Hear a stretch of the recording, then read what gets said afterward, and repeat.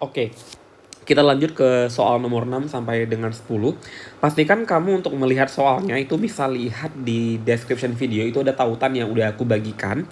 Sekaligus kamu juga bisa coba untuk jawab soalnya di sana, nanti bisa cek kebenarannya dan bisa nonton video pembahasannya. Oke, kita lanjut. Di video ini kita akan bahas soal nomor 2. Nomor 6, start di nomor 6, maksudnya part kedua ya. Nah, di sini sebenarnya dijelaskan di soal itu ada titik leleh yang 100 degree Celsius. Jadi sebenarnya titik leleh yang nilainya kurang lebih atau lebih dari 100 degree Celsius. Kemudian katanya tidak menghantar listrik. Jadi ini ada zat yang tidak menghantar listrik, atau kita bisa bilangnya adalah isolator gitu ya. Nah, kemudian dia itu larut ya, zat ini kemudian larut dalam hidrokarbon. Nah, hidrokarbon ini kan literally cuma ada C sama H, CXHY deh kita anggap. Jadi kalau CXHY ini umumnya dia bersifatnya nonpolar. Jadi kalau gitu, zat padat ini sifatnya akan nonpolar harusnya. Jadi makanya di sini kita bisa analisis begitu ya. Nah, jadi kalau jawabannya yang A, kristal atomik itu kalau atomik akan sulit sekali untuk larut, dan dia memang titik lelehnya akan rendah tapi sulit sekali untuk larut dalam suatu. Oh, sebentar. Katanya lelehannya yang tidak menghantar listrik ya. Jadi ini sebenarnya lelehan dari zat padat itu. Oke. Jadi lelehannya bersifat nonpolar. Larutannya bagaimana begitu? Larutannya bisa jadi masih bisa ya. Oke, kita analisis salah satu ya. Ini kalau misalnya kita bilang yang atomik, yang A, ya atomik bisa. Jadi kalau kristal atomik yang A, kristal atomik.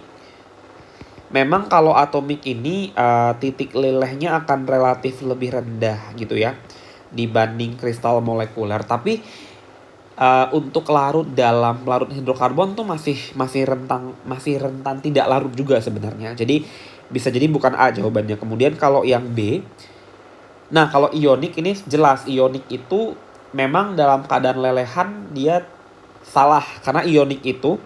Jadi kalau ionik dia lelehannya bisa menghantar listrik. Lelehannya akan bersifat konduktor. Contohnya kayak lelehan NaCl itu bisa menghantar listrik karena lelehannya juga mengandung ion Na+ dan Cl-. Nah, ini konduktor ya. Kemudian kalau misalnya yang C, di sini katanya kristal molekuler raksasa. Nah, kalau molekuler raksasa itu mostly polimer. Jadi dia kalau misalnya kita bahas polimer, maka dia akan larut dalam hidrokarbon. Tapi dia tidak menghantar listrik juga sebenarnya. Jadi dan titik lelehnya itu bisa lebih rendah lagi ya. Jadi titik lelehnya. Nah, tapi kalau dia larut dalam paru organik, misalnya hidrokarbon, itu pun misalnya kondisinya dispersi ya sebenarnya. Jadi dispersi itu seperti terdistribusi saja, tapi tidak larut gitu ya. Tidak larut sempurna. Mungkin ini bisa jadi jawabannya, tapi kita coba cek lagi ya. Kalau yang D katanya kristal molekuler. Nah, kalau molekuler itu harusnya larut. Jadi bedanya molekuler nama raksasa. Jadi kalau misalnya molekuler itu mostly sifatnya akan slightly polar. Bisa jadi dia polar, kemudian bisa jadi dia larut. Kenapa sih jadi polar? Maksudnya non polar ya, maaf. Jadinya dia lelehannya non polar gitu ya. Lelehannya akan bersifat non polar dan dia akan larut dalam hidrokarbon. Nah, jadi ini bisa. Jadi kristal molekuler ini bisa. Jadi mostly jawabannya adalah D. Mungkin lebih tepat jawabannya adalah D untuk soal ini. Nah, kalau yang E itu jelas-jelas salah karena logam itu sudah pasti konduktor ya. Sudah pasti konduktor. Jadi dia akan menghantar listrik. Baik. Nomor 7. Nah, nomor 7 ini ada senyawa X ya, dipanaskan akan dengan larutan natrium hidroksida. Oke, jadi X ditambahin sama NaOH akan menghasilkan gas A. Oke, ini fasenya adalah gas ya. Kemudian bila X dipanaskan dengan asam sulfat, X ditambah sama H2SO4, itu hasilnya adalah asam H2SO4 pekat ya. Itu hasilnya adalah gas B. Oke, gas B ini gas. Kemudian bila A dan B direaksikan. Oke. Bila A dan B direaksikan, A plus B, itu akan dihasilkan kembali senyawa X. Menarik nih ya. Jadi kalau begini kita lihat jawabannya aja ya. Kalau misalnya yang A gitu ya. Kalau yang A, pilihan opsi A, itu CH3, COO, C2H5. Bayangin deh reaksi ini sama NaOH, hasilnya pasti CH3CONA kan. Kalau ditambahin sama NaOH, ini hasilnya adalah CH3COONA ditambah sama C2H5OH. Di sini sama sekali nggak ada gas. Ini garam larutan nih etanol, liquid gitu ya, cairan. Jadi udah pasti salah yang A. Kalau misalnya kita ambil yang B, COO CH3, ini ester ya. Jadi kalau ada ester ketemu sama NaOH jadi garam lagi ya. Sama sih, ini akan menghasilkan, kalau yang B, ester ditambah NaOH ini kan reaksi saponifikasi ya, akan menghasilkan sabun padat ya, nggak ada di sini gas sama sekali. Kemudian kalau yang C, C itu NH4Cl. Nah ini mungkin ya, coba kita cek aja.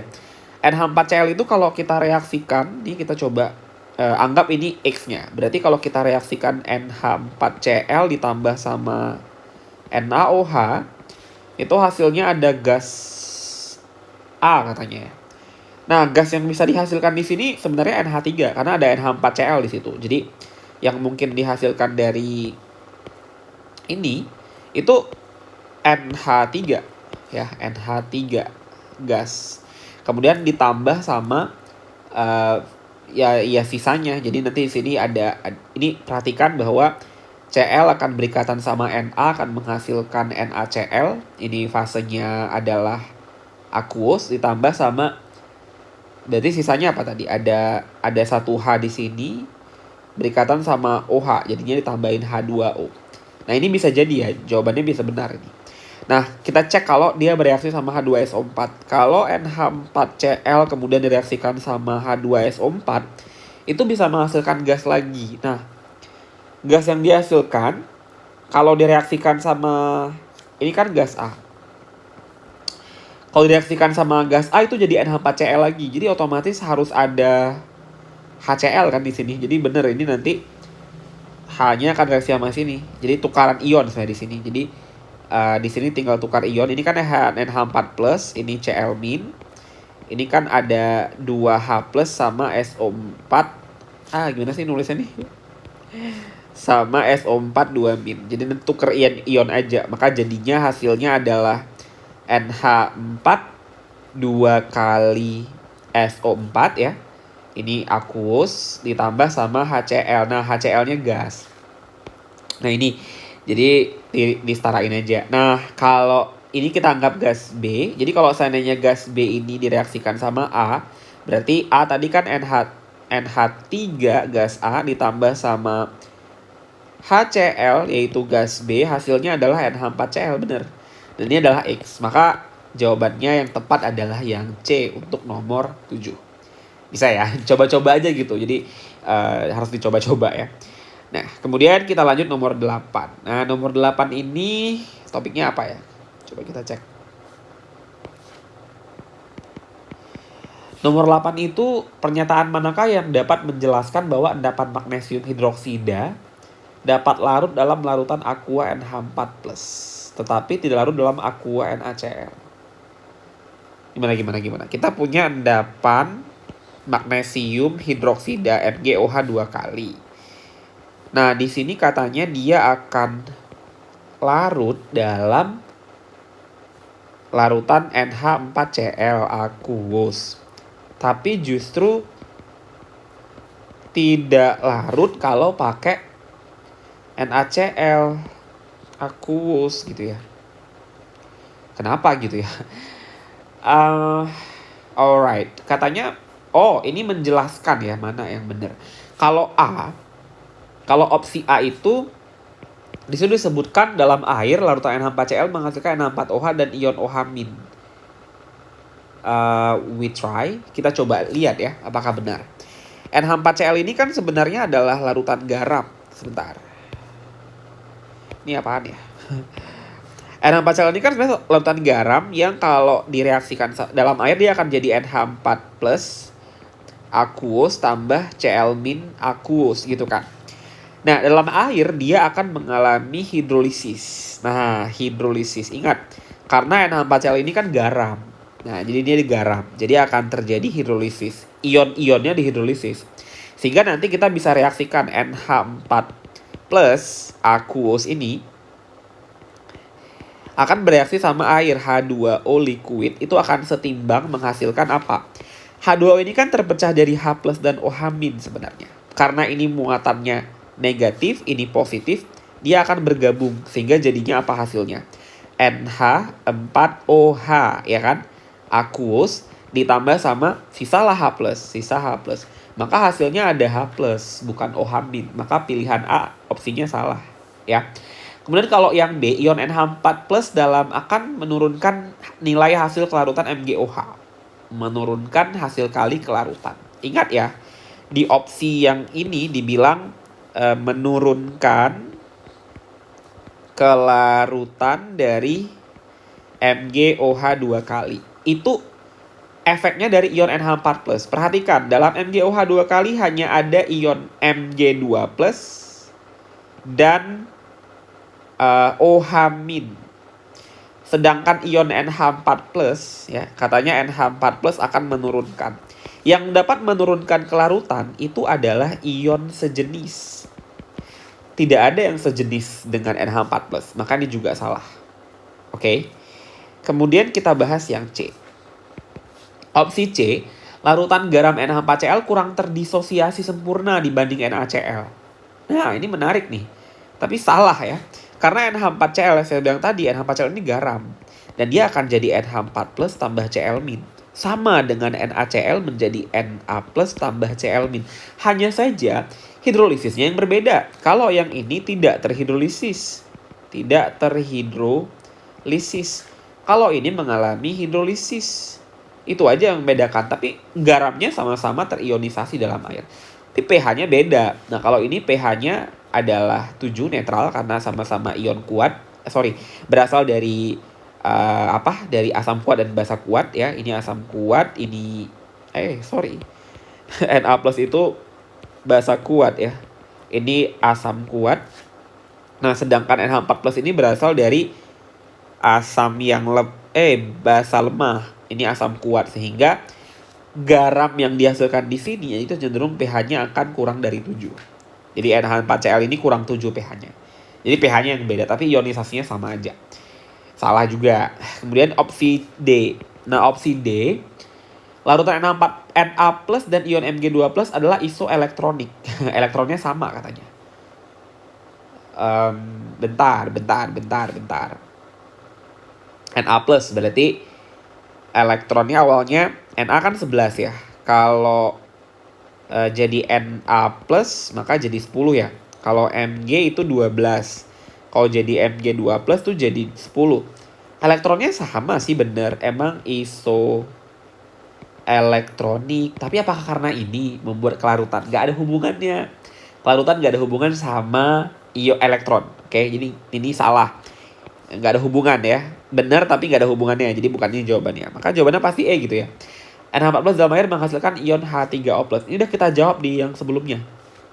Kalau diperhatikan, di soal pertama tadi sudah jawab. Nah, ini kan ada hasilnya. NH4+ kalau ketemu sama air, itu jadinya ini. Ada H+. H+ ini dia nama lainnya adalah ion hidronium atau H3O+, menandakan kalau sifatnya asam. Maka benar, ternyata jawabannya lebih tepat ini karena dalam keadaan asam ternyata magnesium hidroksida itu akan larut, sedangkan dalam keadaan basa dia akan mengendap. Nah, itu yang terjadi. Oke. Sip, jawabannya adalah E untuk soal nomor 8. Kenapa saya hapus ya? Sebentar. Jawabannya E. Lanjut, kita bahas nomor 9. Nah, nomor 9 itu menarik juga nih, topiknya tentang apa nih? Alanin, berarti ini protein ya. Jadi asam amino. Jadi alanin itu adalah jenis asam amino ya. Asam amino, masih ingat dia punya gugus amin, dia punya gugus hidroksil.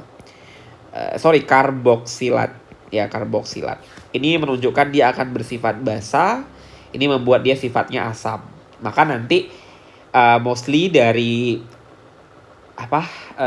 asam amino itu akan memiliki sifat amfoter karena dia bisa membentuk Zwitter ion yang sifatnya bisa asam, bisa basa.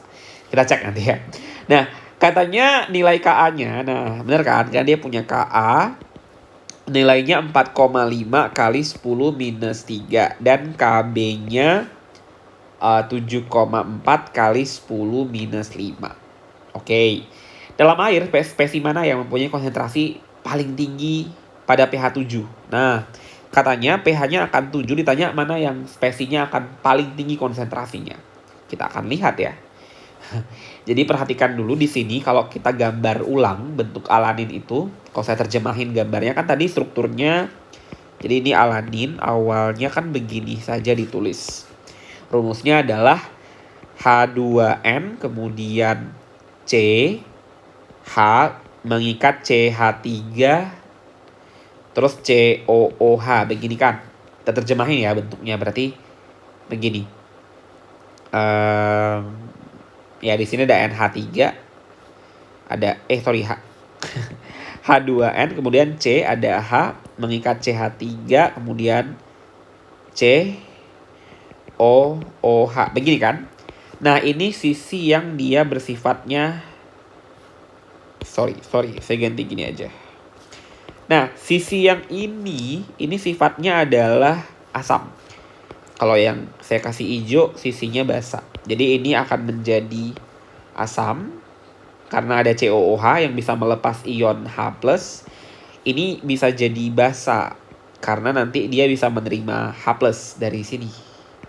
Gitu. Sehingga nanti dia bisa berubah menjadi apa? Jadi bentuknya seperti ini. H3N+, karena kan H+-nya pindah kemari 1. Jadi H3N+, kemudian di CH, kemudian di sini CH3, COO-. Nah, karena tadi di sini asam, maka ini akan menjadi basa konjugat BK. Sedangkan yang ini akan menjadi asam konjugasi.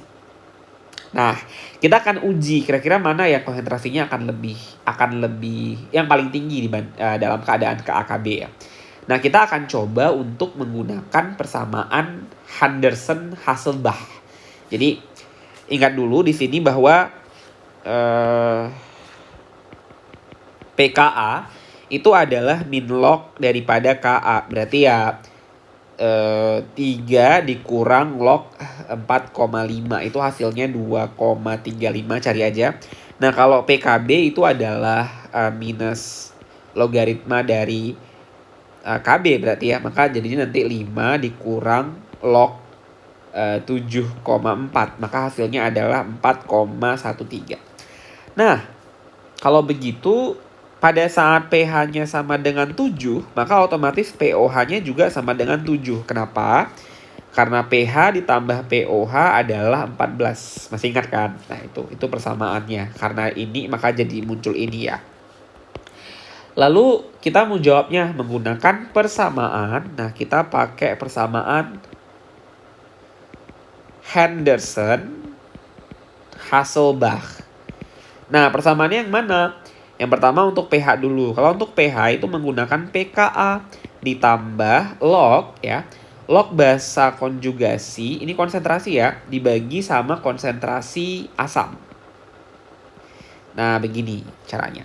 Kalau pH-nya 7, berarti gini kan, 7. pKa-nya berapa tadi? 2,35. 2,35. Tambah log BK dibagi sama konsentrasi asam. Nah, agar 7, maka otomatis log ini harus bernilai positif kan? Ini harus bernilai positif. Nggak boleh negatif.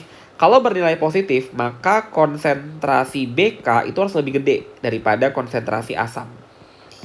Agar nilainya ketika dibagi itu lebih daripada 0. Ya, agar ketika dibagi nilainya, ya, ketika nanti dibagi nilainya lebih dari 0. Kan begitu. Nah, ini diingat ya. Maka otomatis di sini bahasa konjugasinya siapa tadi? COO- kan? Ada COO gugus COO-nya. Berarti konjugasinya COO- lebih besar daripada asam. Asamnya siapa? COOH. Nah, itu COOH. Kita simpan dulu apakah jawabannya ada. Yang ada COO- yang mana ya? Kagak ada ya. Oke. Kita cek dulu ya. Oh ya, bentar. COO- sudah ada. Oh, cuman ada di D ya, COO-min. Kayaknya D jawabannya, tapi coba aja deh. Coba aja cek lagi. Kalau mau POH-nya 7 gimana? Nah, kalau misalnya POH-nya 7, sama juga ya konsepnya. Jadi POH itu adalah PKB ditambah log asam konjugasi dibagi basa. Konsentrasi basa kan. Agar nilainya juga bersifat 7 gitu ya. Ini 4,35 tadi ya. 4,13, sorry. 4,13 tambah log AK dibagi basa gitu ya. Maka sebenarnya ini juga sama konsepnya. Nilai ini nanti harus bisa positif agar nilainya bisa sampai 7 kan. Ditambahin sama 4,13. Maka otomatis konsentrasi AK itu harus lebih gede daripada konsentrasi basa. Agar kalau dibagi nilainya lebih dari 0. Maka AK siapa tadi? NH3 plus itu kan. Jadi benar, jadi jawabannya adalah yang D. Karena di D itu ada plus H3N, ya asam konjugasi, plus dengan COO-nya di ujung kanan. Berarti begitu. Sip, maka jawabannya adalah D ya.